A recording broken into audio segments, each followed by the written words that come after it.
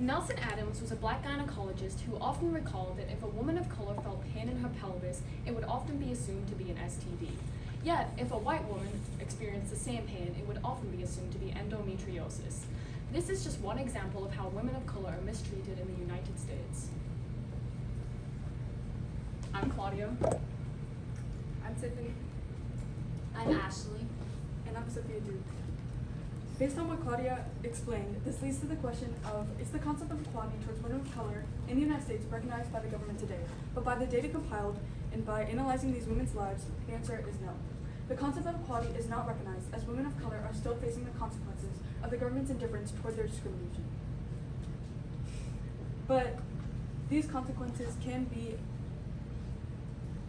seen to a lesser degree with the solution of government instituting and enforcing more regulations and policies within government-funded institutions and businesses to avoid inequality by race and gender. 24.2% of the population in the United States are people of color, and about half of those are women of color. Though this may seem like a small number, it does not deter from the fact that these women are facing consequences of discrimination on massive scales. To understand these women and to understand this solution more, we must look through multiple perspectives, such as employment, funding, social structures, and healthcare.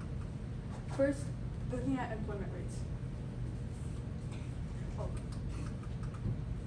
Unemployment rates for women are significantly lower than men's with any race. Even though this has damaging effects, this is not where employment issues cease. As we can see, black women's employment rates with multiple occupations are lesser than white men's. Management, business, science, and art occupations are more likely to be given to men with 55.9% and compared to 34.5% of black women's.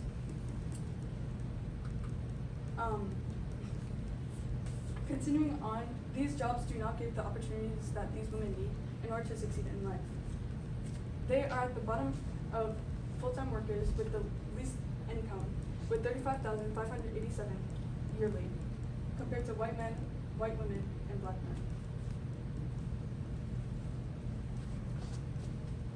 Adding on to what Sophia said, students of color are not only mistreated, but they are also mistreated in the classroom.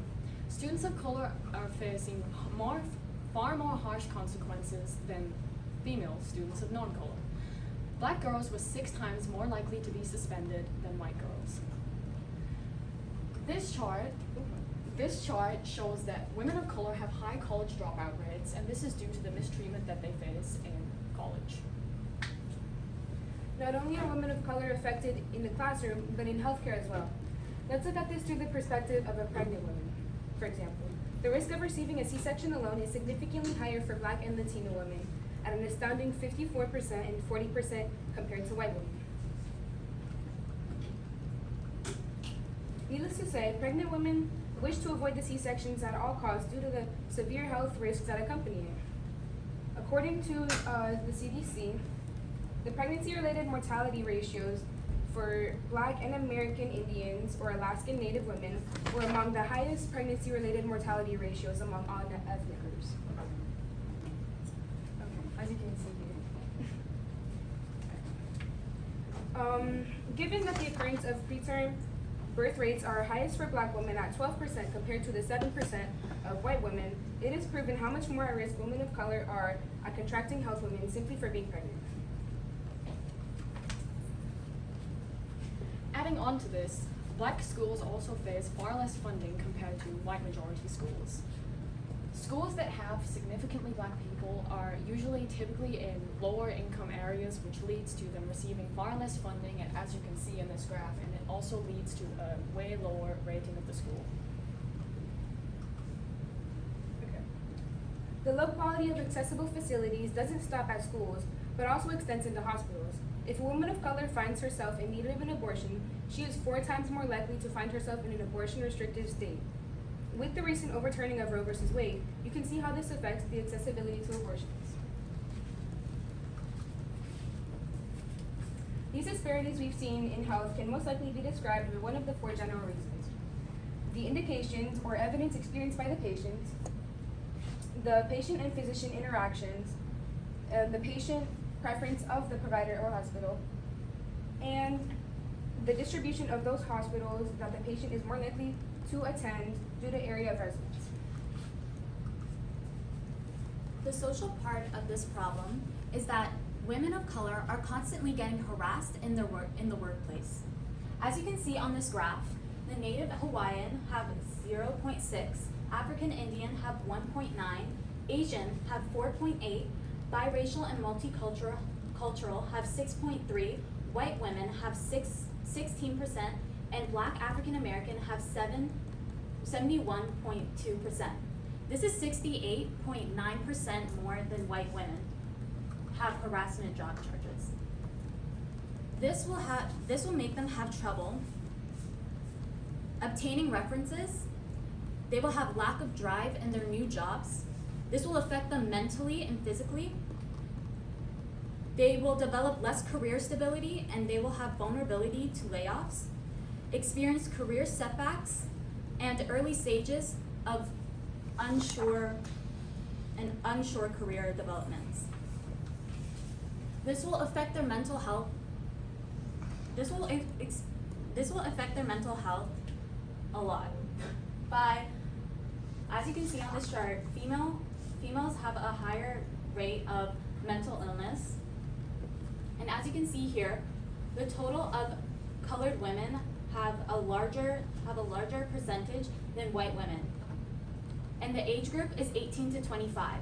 This is about the time that they arrive in college and are ready for a new job.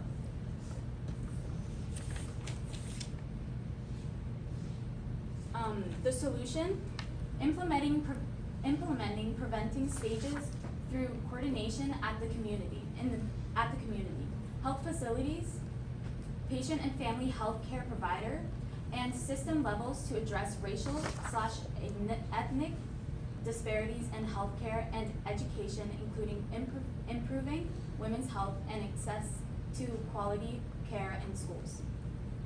The limitations are some policymakers do not feel the need to regulate these policies. Some disparities are caused by the physicians and providers themselves, and not all schools and hospitals are government funded, but are privately funded. Thank you.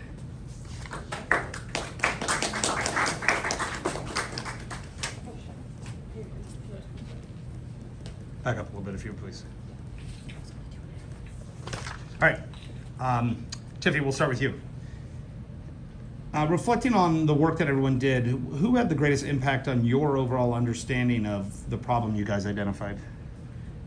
When looking at Ashley's findings, it was quite astounding to me the rates at which that women of color were harassed more than white women, and that impacted my thinking as it led me to see more possibilities within that these women of color experience in their day-to-day lives.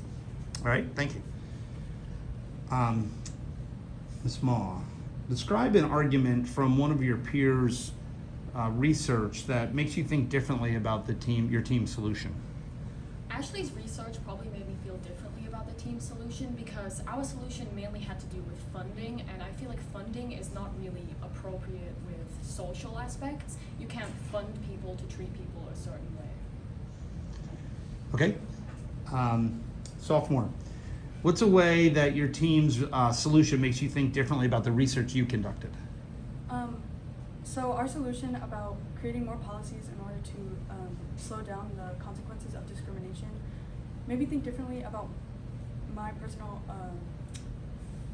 employment rates, because it's really difficult to add more policies in order to get to that point. So it kind of conflicted with the perspective and the solution. Okay, and Ash, reflecting on the work that everyone did, which one had the greatest impact on your understanding of the problem that you guys identified? I would say Claudia's research really brought me to a conclusion that women of color and girls that are in school are constantly getting discriminated by their color and sex. So that really brought attention to me because as a woman of color, I agree with that a lot, and I thought that she used a lot of really good research that proved our argument that women of color do not get the same, that women of color are still getting discriminated today and are not equal in the US.